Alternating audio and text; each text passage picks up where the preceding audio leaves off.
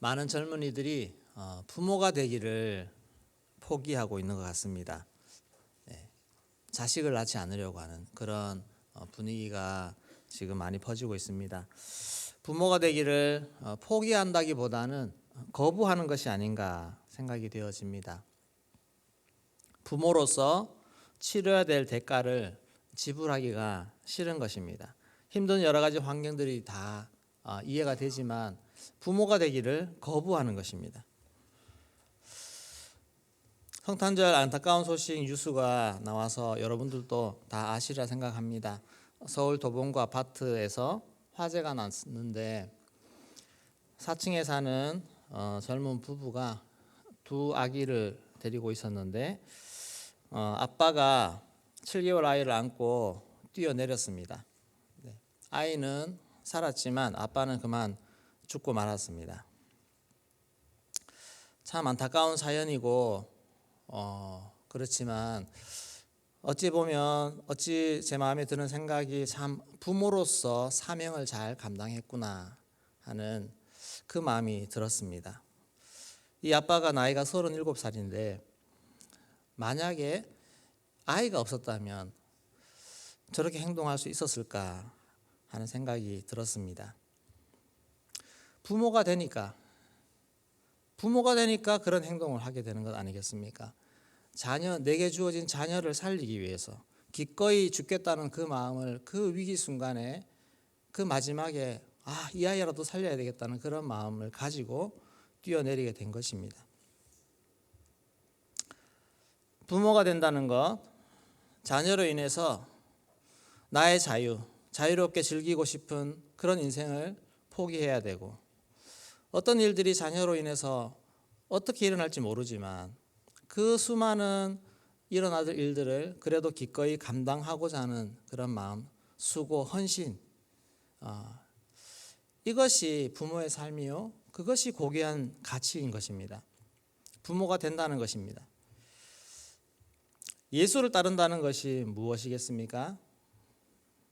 내 욕심대로 내 뜻대로 살지 않고 주님께서 내게 주어진 십자가를 지고 주님을 따라가는 것, 이것이 제자의 삶이 아니겠습니까? 생명 없는 자들에게 하나님 나라의 복음을 전하고 주님이 내게 맡겨주신 영혼을 살려내는 그 일에 기꺼이 나를 드리고 나를 헌신하고 또 심지어 희생하는 것, 이것이 주님을 따르는 것이고 이것이 제자의 삶입니다. 제자로 간다는 거, 산다는 거, 우리가 수도 없이 제자의 삶을 얘기 듣지만 제자의 삶이 평탄한 것이 아닙니다. 그럼에도 불구하고 우리가 제자가 되어야 되는 이유는 제자를 통해서 하나님이 일하시기 때문입니다. 제자들에게 하나님 일을 맡기십니다. 제자 되는 일을 멈추면, 우리가 제자 되지 않으면 하나님 나라 일이 멈춰진다는 것입니다. 예수님이 오셔서 많은 사람들 가르치셨는데 그럼에도 주님이 원하시는 것은 제자를 원하셨습니다. 나의 이 가르침과 이 길을 따라갈 수 있는 제자를 원하셨고, 아마 가시는 곳마다 제자 될 사람 나를 따르라, 제자 될 사람 없습니까? 그렇게 콜링을 많이 하셨으리라 생각합니다. 예수님이 딱 선택한 12제자 외에도 내가 제자 되겠습니다라고 온 사람들이 많이 있습니다. 그 외에도 70인 제자도 있고 다 다르지만, 그러나 예수님은 어디 가셔도 말씀 전하시고 나를 따르라, 그렇게 회중적으로 선포를 하셨습니다. 거기에 그 콜링에 대한 다양한 반응을 보였는데, 어떤 사람은 선뜻 결단을 하지 못하고 주저주저하는 모습, 또 어떤 사람은 정말 따르고 싶은데 정말 주님을 따르고 싶은데 지금 뭔가 내가 좀 해야 될 일이 있어서 조금 기다려주세요라고 하는 그런 사람, 또 어떤 사람은 적극적으로 네, 정말 주님 따르겠습니다, 저 지금 당장이라도 갈 수 있습니다, 그렇게 반응하는 많은 사람들이 있었습니다. 오늘 읽은 본문을 통해서 세 가지 예수님이 반응하신 사람이 나오는데, 이 세 사람을 통해서 나는 어떤 부류에 속해서 어떻게 주님께서 좀 더 아쉬워하고 좀 더 제자 되기를 원하실까, 그런 부분을 오늘 살펴보려고 합니다. 오늘 제목을 제가 예수님을 따른다는 것이라고 말씀을 정했는데 예수님을 따른다는 것은 무엇인가? 먼저는 사심을 버리는 것입니다.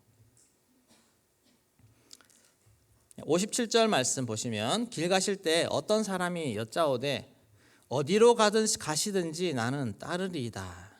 네, 어디로 가시든지 나는 따르리이다. 아주 적극적인 그런 마음으로 주님을 따라가고자 하는 한 사람인데 이 사람이 마태복음에 보면 서기관으로 나옵니다. 당시 서기관은 대부분 바리새파에 소속된 사람들입니다. 이 바리새파는 전국에 6천 명 정도밖에 없는 아주 엘리트 그룹들입니다. 근데 예수님을 가장 적대시한 사람들이 바리새인들입니다. 항상 어디 가든지 예수님 주시하고 꼬투리 잡을 거 없나 그렇게 따라다녔습니다. 예수님도 이 바리새인들을 향해서 아주 공공연하게 적대적으로 막 공격하듯이 욕까지 하셨지 않습니까? 그렇게 서로 앙숙처럼 있는데 근데 이 바리새인 출신의 서기관이 예수님을 적극적으로 따르겠다고 나오는 것입니다. 얼마나 예수님도 반가웠겠습니까? 그런데 예수님의 반응은 전혀 그렇지 않습니다. 우리 58절 같이 읽도록 하겠습니다. 예수께서 이르시되 여우도 굴이 있고 공중의 새도 집이 있으되 인자는 머리 둘 곳이 없도다 하시고. 네, 나를 따라와도 나는 머리 둘 곳조차 없는 그런 지금 나의 형편이고 앞으로도 마찬가지일 것이다. 예수님은 이 서기관의 속마음이 보였습니다. 무엇인가 대단히 착각하고 있는 것입니다. 예수님을 지금 따라가면 정말 이슈가 되고 있는 이 예수님, 메시아일 수도 모르는 이 예수님을 따라가면 내가 세상적으로 아주 성공한 사람이 되지 않을까. 그런 마음으로 따라오는 그 마음에 가득 들떠서 제가 주님을 따르겠습니다라고 하는 그 중심을 주님을 보시고는 되물으신 것입니다. 지금까지 네가 추구해왔던 네가 쌓아왔던 그런 안정적인 삶이 흔들려도 괜찮겠니? 하는 것입니다. 지금 예수님은 어디 가고 계시냐면 예루살렘으로 올라가고 계십니다. 예루살렘에 올라가면 이제 마지막 예루살렘 곧 십자가의 죽음을 앞두고 비장한 각오로 지금 예수님과 제자들이 올라가고 있는 이 와중에 이 서기관이 와서 이런 말을 하는 것입니다. 예수님이 돌아가신 이후에 얼마나 폭풍 같은 일들이 몰아쳤습니까? 제자들에게 이런 일이 닥치는 것입니다. 예수를 믿는 자들에게 이런 일이 생겨도 너 끝까지 나를 따를 수 있겠느냐 이렇게 물으시는 것입니다. 예수 믿으면 다 잘 됩니까? 예수 믿으면 그러면 무조건 또 고통받아야 됩니까? 핍박받아야 됩니까? 이것은 예수 믿는 것에 대한 결과는 시대마다 다르고 사람마다 다릅니다. 예수 믿는 것이 아직 합법화되어 있지 않는 그런 나라들, 이슬람권, 공산권 이런 데는 지금 또 예수 믿어 보십시오. 예수님을 선택하면 모든 것이 불이익이고 모든 것이 핍박이고 그렇습니다. 그런 상황임에도 불구하고 내가 예수 믿는다고 하는 것은 내가 다른 거 모든 거 다 포기하고서라도 이 예수님은 내가 붙잡겠습니다. 예수님 안에 그 안에 있는 영생을 내가 붙잡겠습니다 하는 그런 각오가 있는 것이고 실제로 그렇게 삽니다. 또 반면에 복음이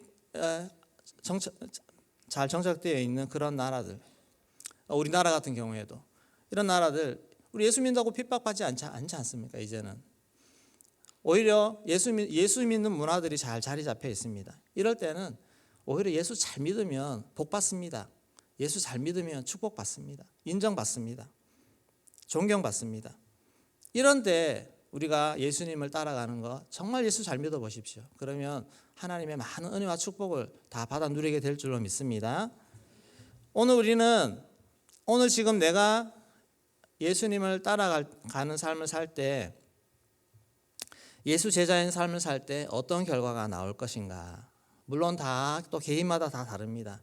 예수님을 따라가는 삶이 어떤 분은 목회자로서, 어떤 분은 선교사로서, 또 어떤 분은 사업가로서, 또 어떤 분은 평범하게 직장은 다니지만 그러나 하나님이 저마다 예수 제자의 삶을 허락하셨습니다.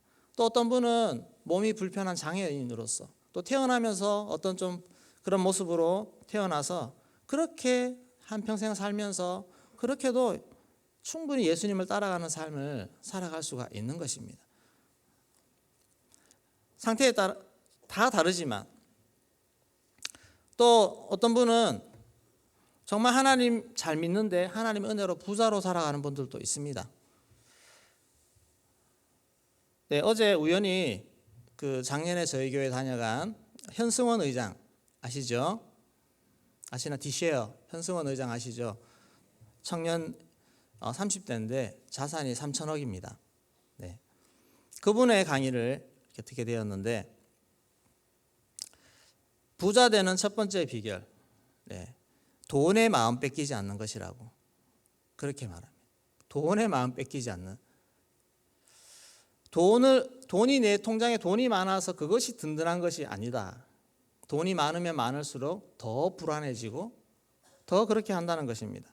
그래서 돈이 아니라 예수님만 내가 믿을 뿐이라는 것, 예수님만이 나를 든든하게 시킬 뿐이라는 것을 그 예수님 붙잡는 마음이 흔들리지 않을 때 비로소 돈이라는 것, 이 가치, 이것이 나에게 자유롭게 내가 이것을 쓸 수 있다는 것이고 벌어도 마찬가지입니다.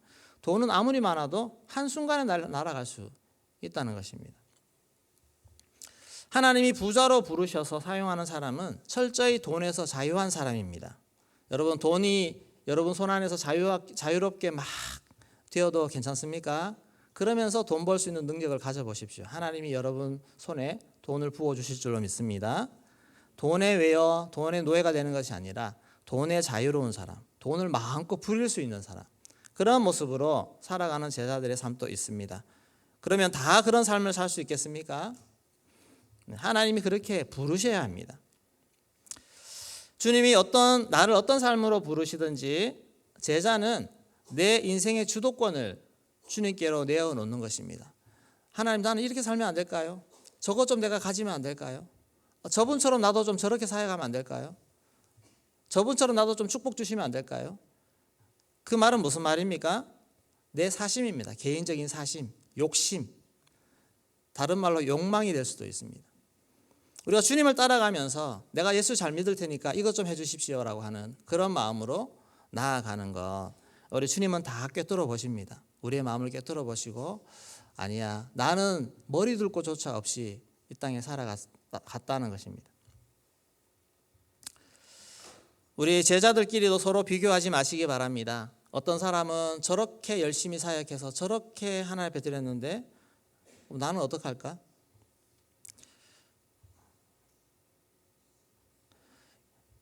예수님이 베드로에게 너는 나중에 나이 들어서 십자가에 이렇게 죽게 될 것을 암시를 했습니다. 그러자 베드로가 조금 억울했는지 이 친구는 어떨까요? 라고 물었어요.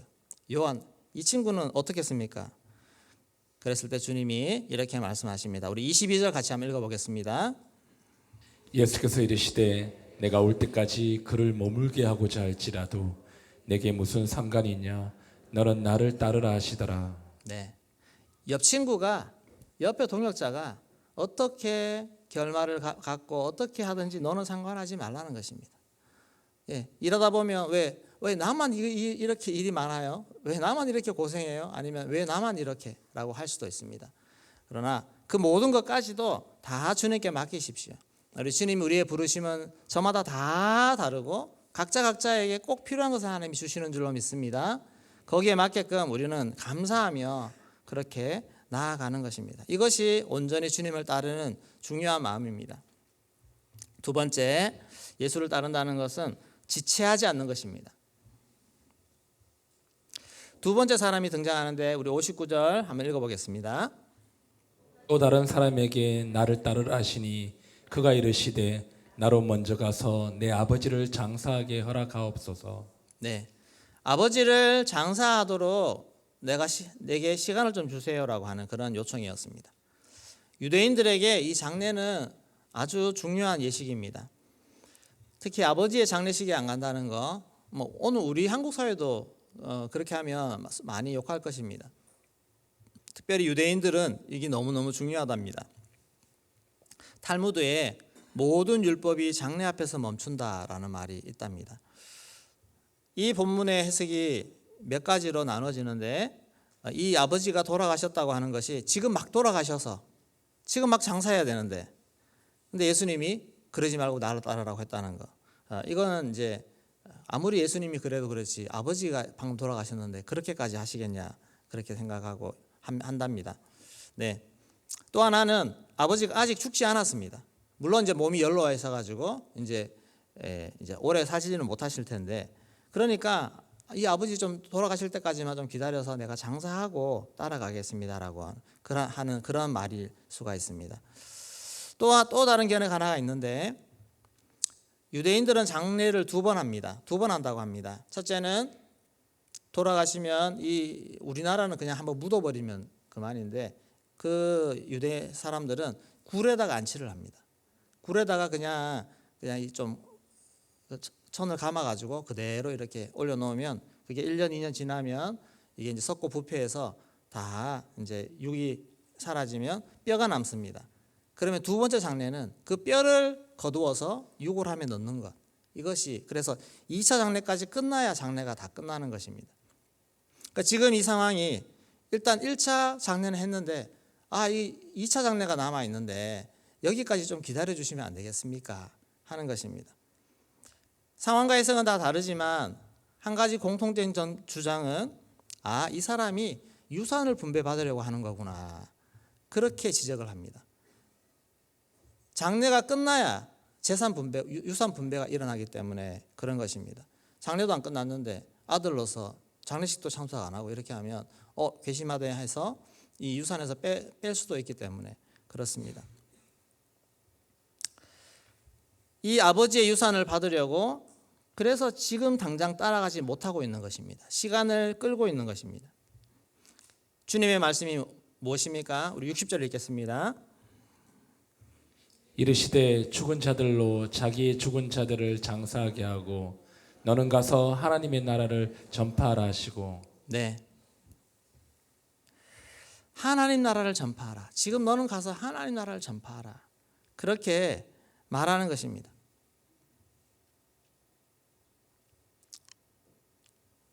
부모에게 효도하는 도리를 무시하라고 하신 것이 아니라 세상 것을 취하려고 하는, 이득을 취하려고 하는 그 마음으로 시간 지체하지 말고 하나님 나라를 전파하라는 것입니다. 우리가 세상 것을 더 취하기 위해서 헌신을 미루는 것, 이것은 제자로서의 자세가 아닙니다. 아직 취업을 못해서 취업 중인데 좀 이해해 주세요. 내가 좀 취업하고 나면 열심히 예수 믿을게요. 원래 재수하는데 올 한 해만 좀 봐주시면 안 되겠습니까? 내가 좀 원하는 대학에 딱 들어가고 나면 정말 열심히 할게요. 내가 지금 자녀에게 손이 한참 가는 시기인데 내가 좀 자녀 좀 더 내가 돌보고 키우고 나서 그렇고 헌신하면 안 되겠습니까? 시간의 주인이 내가 아니라는 것입니다. 우리 주님이 부르실 때 그때 즉시 순종하며 따르는 것이 주의 제자인 줄로 믿습니다. 어제 저녁에 목사님 또 말씀하셨고 제자들을 부르시니 곧 따랐다고 했습니다. 곧 그물을 부려두고 예수를 따라갔습니다. 예수님의 제자 베드로, 야고보, 요한, 예수님이 나를 따라오라 했더니 그들이 곧 그물을 버려두고 그렇게 주님을 따라간 것입니다. 하나님을 위해 헌신하는 시간을 늦추지 마시고 세월을 아끼시는 여러분 되시기를 소망합니다. 좀 더 젊을 때, 좀 더 빠를 때 즉시로 주를 위해서 내 삶을 내어 드리는 것입니다. 우리 3년 기도 중인데 우리 디모데 청년들 중에는 3년 기도 다 끝나고 군대 가겠다고 하는 친구들이 있습니다. 다 군대 갈 수 있는 그런 나이고 시기인데 은혜를 잡기 위해서 내 인생의 계획을 하나님께 드리는 그런 멋진 헌신 아니겠습니까? 하나님이 은혜 많이 부어주시고 그 인생을 축복하실 줄로 믿습니다. 네, 이런 나이에 연애하지 마십시오. 우리 아직 대학도 안 들어갔는데 연애에 너무 꽂혀가 있는 그런 마음이 있으면 그거 하나님께 올려드리십시오. 또 대학 다니면서 연애하지 마십시오. 공부하고 훈련하는 일에 집중하시기를 바랍니다. 그러면 그것이 주의 제자가 되는 헌신입니다. 때가 있습니다. 그리고 나서 때가 되어 하나님 열어주실 때 그렇게 서로 만나보십시오. 얼마나 좋습니까? 내가 아무것도 모를 때 서로 연애해가지고 후회하지 마시고 또 시간 다 낭비하지 마시고 시간의 주권을 하나님께 드리는 제자가 되기를 소망합니다. 네. 세 번째, 예수를 따른다는 거 뒤돌아보지 않는 것입니다. 우리 61절 말씀 같이 읽겠습니다. 또 다른 사람이 이르되 주여 내가 주를 따르겠나이다마는 나로 먼저 내 가족을 작별하게 허락하소서. 네, 주님을 따르겠는데 나로 가서 가족들하고 작별 좀 하게 해달라 했습니다. 근데 예수님이 아셨습니다. 이 사람은 그냥 가족들하고 인사만 하고 오는 그게 아니다. 엘리사는 엘리야가 자기를 불렀을 때 내가 가서 가족들하고 작별하고 인사하고 오게 해달라 했을 때 갔다 오라 했습니다. 엘리사는 가가지고 정말 뭐 소 한 마리 잡아가지고 이제 끝입니다라고 인사하고 즉시로 따라갔지 않습니까? 근데 이 사람은 그런 사람이 아니라는 것입니다. 가족들에게 가서 나 예수님 따라가도 되겠어라고 하고 나서는 가족들이 너 미쳤나 하면서 막 이렇게 하면 이 사람이 그래 마음이 막 흔들려 가지고 발목 잡힐 사람이기 때문에 그렇습니다.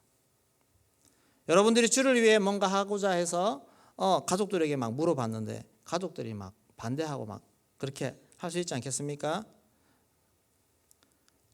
아버지, 제가 선교사로 가기로 했습니다. 그 아버지가 목사하고 장로입니다. 굳이 네가 가야겠니?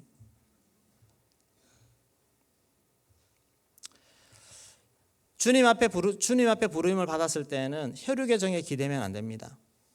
그런 상황이라면 가족에게 물어볼 것이 아니라 하나님께 더 기도하셔야죠. 더 기도하고 또 믿음의 사람들에게 조언을 구하고 어떻게 할까요? 물어보셔야 됩니다. 물어보면 내가 이 말하면 뻔하게 잡을 만한 사람에 가서 어떻게 할까요? 물어본다는 것은 나도 가기 싫다는 것이고 그 마음에 정함이 없다는 것입니다. 62절 말씀 같이 읽겠습니다.